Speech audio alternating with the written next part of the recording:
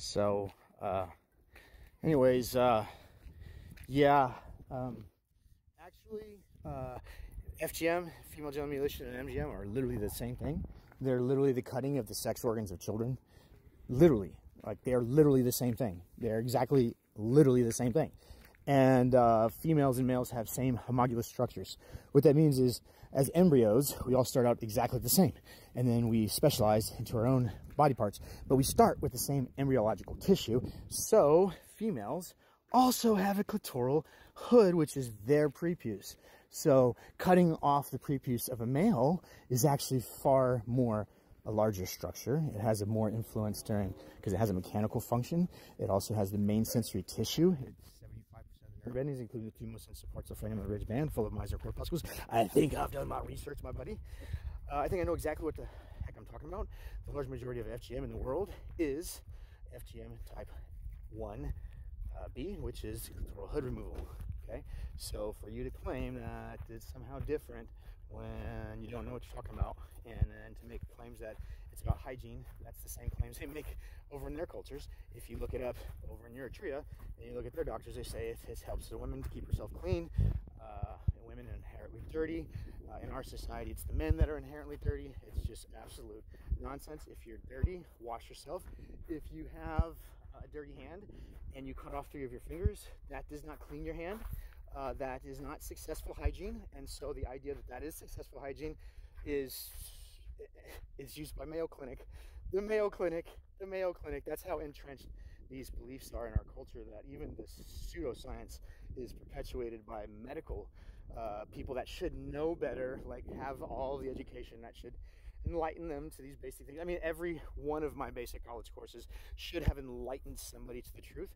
Because, for instance, sociology, if you take sociology and you understand how enculturation happens, and you understand how societies and trends occur, and then you can recognize that, hey, this one trend is different than all the other trends, because one trend says you can offer up a surgery to a parent for their child for the whims of the parent, and because it's dirty and ooey, and it needs more hygiene, and it has dangerous properties that apparently never somehow survive natural selection, with grass and woodlands, and no showers, and no Walgreens to stop and get your soap and shampoos at, and no place to get your dental floss and your toothbrushes and your toothpaste. If you want to look at something really interesting, look at the Nutritional Physical Degeneration by Dr. Weston Price, where he showed that our ancestors had perfect formed teeth, and they had no cavities, and they had no need for orthodontistry, because their teeth were perfect as long as they were in an environment where they had access to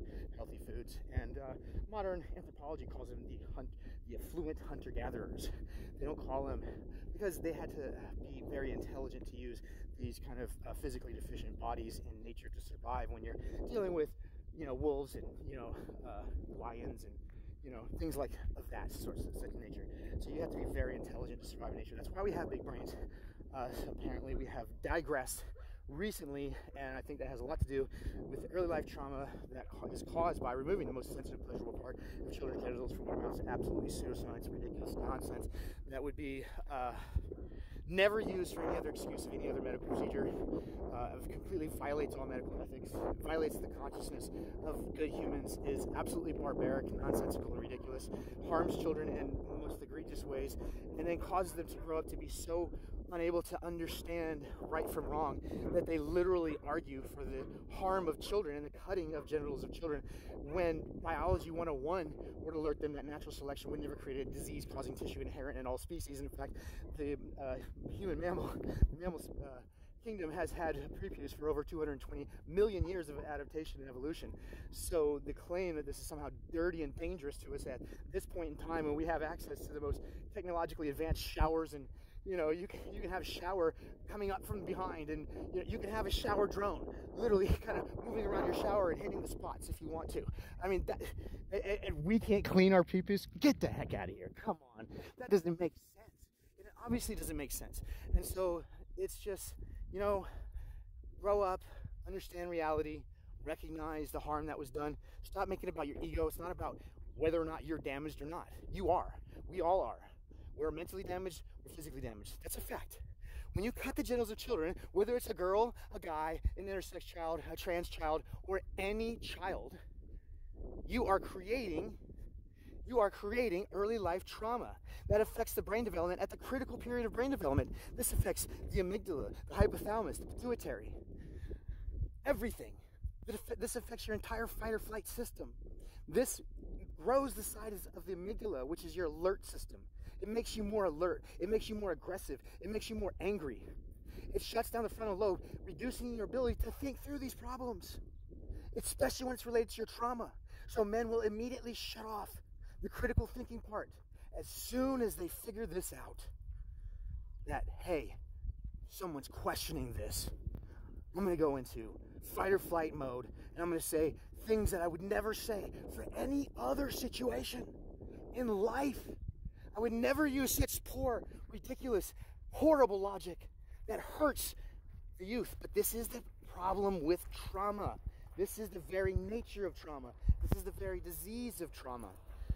The drama perpetuates itself. We already know this. This is called a cycle of trauma. We already know this.